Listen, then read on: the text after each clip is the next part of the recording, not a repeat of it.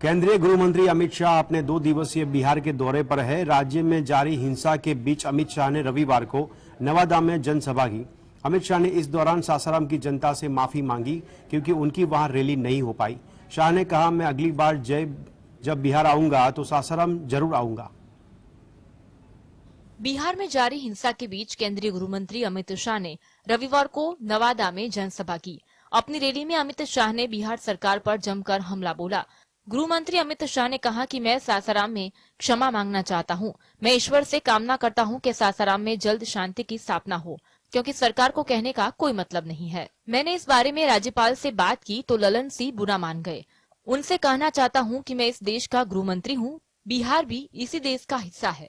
आप शांति व्यवस्था नहीं संभाल पाए तो इसलिए हमें चिंता करनी पड़ती है। अमित शाह ने लालू प्रसाद यादव को जंगल राज का प्रणेता बताया। उन्होंने कहा, नीतीश बाबू सत्ता की भूख ने आपको लालू की गोदी में बैठने को मजबूर कर दिया, लेकिन हमारी कोई मजबूरी नहीं है। जन जन के बीच जाएंगे और लोगों की समस्या सुलझाएंगे। सूरत कोर्ट ने मोदी सरनेम के मामले में राहुल गांधी को सजा दी थी। मोदी सरनेम वाले लोगों के खिलाफ टिप्पणी करने पर राहुल गांधी के खिलाफ मानहानि का एक और मामला दर्ज किया गया है। अब कैसे राहुल गांधी यह केस से निपटेंगे, बिहार में कैसा रहेगा राजनीतिक समीकरण, देखते हैं इस रिपोर्ट में। मोदी सरनेम वाले लोगों के खिलाफ टिप्पणी करने पर राहुल गांधी के खिलाफ मानहानि का एक और मामला दर्ज किया गया है।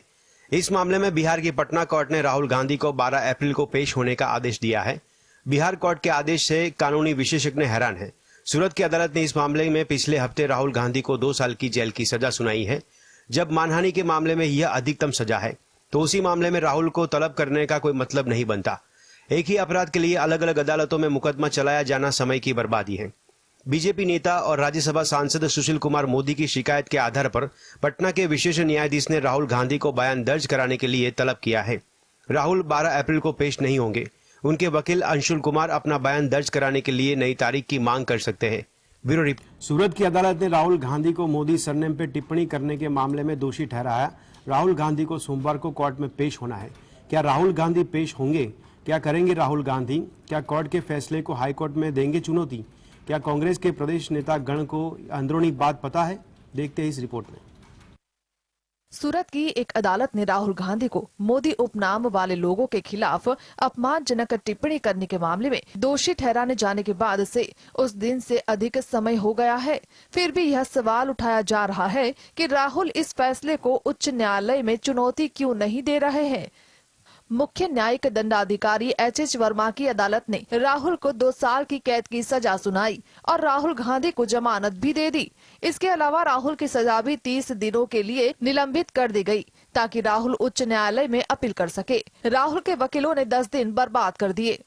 कांग्रेस सूत्रों का दावा है कि राहुल सोमवार को विशेषज्ञ वकीलों की टीम के साथ सूरत आएंगे और सूरत कोर्ट के 2 साल के फैसले को हाईकोर्ट में चुनौती देंगे। हालांकि अभी यह तय नहीं है कि राहुल सेशन कोर्ट जाएंगे या हाई कोर्ट। कांग्रेस विरोध कर रहे हैं कि हमें किसी बात की जानकारी नहीं है। Bureau report, GSTV। निरीक्षण को लेकर फिर विवाद सामने आया है। जम्मू कश्मीर में चुनाव आयोग द्वारा मतदाता सूची की फिर से जांच और संशोधन के आदेश के बाद विवाद खड़ा हो गया है। क्यों अब चुनाव के लिए पुनर्निरीक्षण का विवाद खड़ा हुआ, देखिए इस रिपोर्ट में। जम्मू कश्मीर में चुनाव आयोग द्वारा मतदाता सूची की फिर से जांच और संशोधन के आदेश के बाद विवाद खड़ा हो गया है। नई अधिसूचना के मुताबिक 1 अप्रैल तक 18 साल पूरे करने वालों को वोटर लिस्ट में शामिल किया जाएगा। 10 मई को फाइनल वोटर लिस्ट जारी की जाएगी। अब नए सिरे से मतदाता सूची की विशेष समीक्षा के आदेश के बाद विपक्षी दलों ने आरोप लगाया है कि मोदी सरकार जम्मू कश्मीर में चुनाव टालने की कोशिश कर रहे हैं। पीडीपी नेता महबूबा मुफ्ती ने आरोप लगाया कि बीजेपी चुनाव टालकर केंद्र की हुकूमत रखना चाहती है, क्योंकि बीजेपी हार से डरती है। उनकी पार्टी के अध्यक्ष अल्ताफ बुखारी ने कहा कि 2018 से चुनाव टालने की कोशिश की जा रही है। 16 मार्च को 13 विपक्षी ताकतों ने चुनाव आयोग से जम्मू कश्मीर में चुनाव कराने की गुहार लगाई, लेकिन सरकार ने उन्हें नहीं माना, जो लोकतंत्र के खिलाफ है। Bureau report. Record GST collection हुआ है। जीएसटी के लागू होने के बाद मार्च 2023 का दूसरा ऐसा महीना रहा जब कलेक्शन का आंकड़ा 1.60 लाख करोड़ रुपए के पार पहुंचा है। देखते हैं सरकार के लिए मार्च बना कैसे दिवाली, खास रिपोर्ट में। मार्च 2023 में गुड्स एंड सर्विसेज टैक्स के रिकॉर्ड कलेक्शन से सरकार का खजाना जमकर भरा है। मार्च के महीने में जीएसटी के कलेक्शन 13% बढ़कर 1.60 लाख करोड़ रुपए के पार चला गया। मार्च के ग्रॉस जीएसटी कलेक्शन में 29,546 करोड़ रुपए का सीजीएसटी, 37,314 करोड़ रुपए का एसजीएसटी और 82,907 करोड़ रुपए का आईजीएसटी शामिल है। साथ ही इसमें गुड्स के इंपोर्ट पर कलेक्ट 42,503 करोड़ रुपए भी शामिल हैं। सरकार ने एक बयान में कहा है कि कुल 10,355 करोड़ रुपए के सेस का कलेक्शन हुआ है। इनमें से गुड्स के आयात पर एकत्र किए गए 960 करोड़ रुपए शामिल हैं। मार्च में अब तक का सबसे ज्यादा आईजीएसटी कलेक्शन हुआ है। केंद्र सरकार का मानना है कि देश की अर्थव्यवस्था पटरी पर है। हालांकि अर्थशास्त्री इस बात से सहमत नहीं। उनके मुताबिक महंगाई बढ़ने और सामान की कीमतों में बढ़ोतरी की वजह से जीएसटी कलेक्शन बढ़ रहा है। Bureau report, GSTV. फिर कोरोना रिटर्न होता देखने को मिल रहा है। दिन प्रतिदिन कोरोना के मामलों में बढ़ोतरी हो रही है। अब राज्य और केंद्र दोनों की अग्नि परीक्षा है, क्योंकि बढ़ते केसों के वैक्सीन की मांग उठ रही है, परंतु पर्याप्त कोरोना वैक्सीन का स्टॉक ही रह गया है। देखते हैं अंदर की बात। गुजरात में कोरोना के मामले बढ़ रहे हैं। ऐसे में अचानक कोरोना वैक्सीन की मांग उठी है, लेकिन केंद्र सरकार के पास पर्याप्त कोरोना वैक्सीन नहीं है। इसीलिए गुजरात सरकार भी असमंजस में है। राज्य सरकार के सूत्रों का कहना है कि केंद्र से अतिरिक्त कोरोना वैक्सीन की मांग की गई है, लेकिन फिलहाल कोई वैक्सीन नहीं होने के कारण केंद्र सरकार की ओर से कोई जवाब नहीं आया है। उधर गुजरात सरकार पूरी तरह खाली बैठी है। गुजरात के स्वास्थ्य मंत्री ऋषिकेश पटेल ने भी माना कि चूंकि वैक्सीन की मात्रा नहीं है, इसीलिए केंद्र सरकार से वैक्सीन के लिए अनुरोध किया गया है। पटेल ने लोगों को सूफियानी सलाह भी दी कि लोगों को कोरोना के साथ जीना है, डरना नहीं है, बल्कि सावधान रहना है। जब गुजरात में सक्रिय मामलों की संख्या 2000 को पार कर गई है, तो कोई बिना डर के कैसे रह सकता है। Bureau report, GS. पंजाब से आम आदमी पार्टी के राज्यसभा सांसद राघव चड्ढा इन दिनों फिल्म एक्ट्रेस परिणीति चोपड़ा के साथ शादी की खबरों को लेकर सुर्खियों में है। बॉलीवुड से लेकर दिल्ली के सियासी गलियारों में चर्चा है कि राघव और परिणीति जल्द ही शादी के बंधन में बंधने जा रहे हैं। आइए आपको बताते हैं पेशे में चार्टर्ड अकाउंटेंट राघव चड्ढा की ऑडिट कितनी, आखिर संपत्ति कितनी है, कितने के मालिक है। चलिए जानते हैं परिणीति चोपड़ा के साथ शादी की सुर्खियों में लगे राघव चड्ढा की संपत्ति के बारे में। एक रिपोर्ट अनुसार चुनाव में नामांकन के वक्त राघव चड्ढा ने अपनी संपत्ति और प्रोफेशन का ब्यौरा दिया था। इसमें उन्होंने बताया कि उनके पास लगभग 37 लाख रुपए की प्रॉपर्टी है और उन पर किसी भी तरह की कोई देनदारी यानी कर्ज नहीं है। राघव चड्ढा के हलफनामे के अनुसार उनके पास कुल 36,99,471 रुपए की चल संपत्ति है।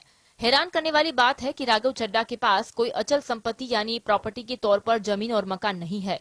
राघव चड्ढा के पास सिर्फ एक मारुति स्विफ्ट डिजायर कार है जो 90 ग्राम गोल्ड ज्वेलरी की है, जिसकी कीमत करीब 4,95,000 रुपए है। बता दें कि राघव चड्ढा आम आदमी पार्टी के संयोजक अरविंद केजरीवाल के अहम साथी में से एक है। वे आप की राष्ट्रीय कार्यकारिणी के सदस्य और सबसे कम उम्र के युवा प्रवक्ता है। Bureau report, GSTV. National criminal court ने यानी आईसीसी ने यूक्रेन में कथित युद्ध अपराधों के लिए मामले में रूसी राष्ट्रपति व्लादिमीर पुतिन की गिरफ्तारी के लिए वारंट जारी कर दिया। पुतिन का कौन करेगा गिरफ्तार और कैसे, आईसीसी के ऑर्डर के बाद उठा है सवाल। देखते हैं इस रिपोर्ट में।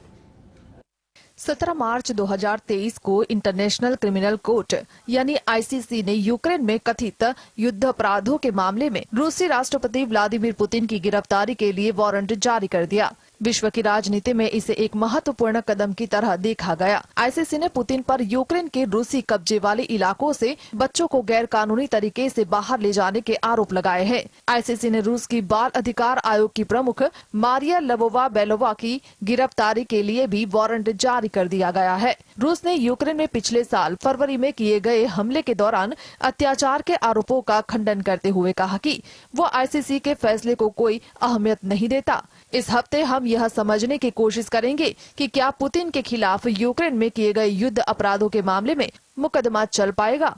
पूरी दुनिया की नजर इस मामले पर रहेगी। Bureau report, GSTV.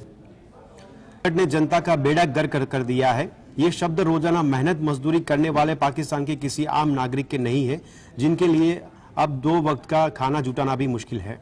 ये शब्द है पेशावर के एक बड़े कारोबारी अयूब जकोड़ी के, जो जकोड़ी ग्रुप ऑफ कंपनीज के मालिक है। क्या है सच्चाई, देखते हैं अंदर की बात। यह सच्चाई है कि पाकिस्तान के मौजूदा आर्थिक हालात का असर देश के हर वर्ग के लोगों पर पड़ रहा है। जाहिर तौर पर पाकिस्तान की आर्थिक स्थिति की जिम्मेवारी लेने को कोई भी तैयार नहीं है। इन तमाम परिस्थितियों के बीच अयूब जकोड़ी के शब्द सही लगते हैं कि जनता का बेड़ा गर्क हो गया है। गौरतलब है कि पाकिस्तान में मौजूदा राजनीतिक संकट की शुरुआत उस समय हुई जब पिछले साल इमरान खान को संसद में अविश्वास प्रस्ताव का सामना करना पड़ा और उनकी सरकार को सत्ता से बाहर जाना पड़ा। तब से देश में प्रदर्शन, हंगामे और अविश्वास की स्थिति जारी है। बिगड़ती अर्थव्यवस्था के लिए लोग देश के वर्तमान सियासी संकट को जिम्मेवार ठहराते हैं, लेकिन क्या नेता भी यह मानते हैं कि बिगड़ते हालातों के जिम्मेवार वह खुद है या इसके लिए सत्ता खुद को जिम्मेवार ठहराती है? Bureau report, GSTV।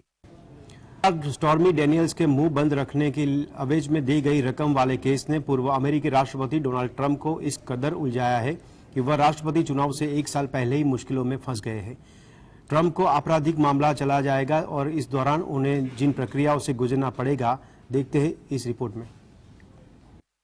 पूर्व अमेरिकी राष्ट्रपति डोनाल्ड ट्रंप अमेरिकी राष्ट्रपति चुनाव के 1 साल पहले मुश्किलों में फंस गए हैं। वह अमेरिका के राष्ट्रपति पद पर रहने वाले ऐसे पहले शख्स बन गए हैं जिन पर आपराधिक मामला चलाया जाएगा। हालांकि ट्रंप पर क्या आरोप लगाए गए हैं यह अभी सार्वजनिक नहीं है, उन्हें अभी सीलबंद रखा गया है। हालांकि ये कहा जा रहा है कि पूर्व राष्ट्रपति पर लगाए जाने वाले आरोप गंभीर अपराध की श्रेणी में आ सकते हैं, जिनमें व्यक्ति को 1 साल या उससे अधिक की जेल हो सकती है। गुंडागर्दी अमेरिका में गंभीर अपराध है। इसके अलग अलग स्तर के आधार पर सजा तय की जा सकती है।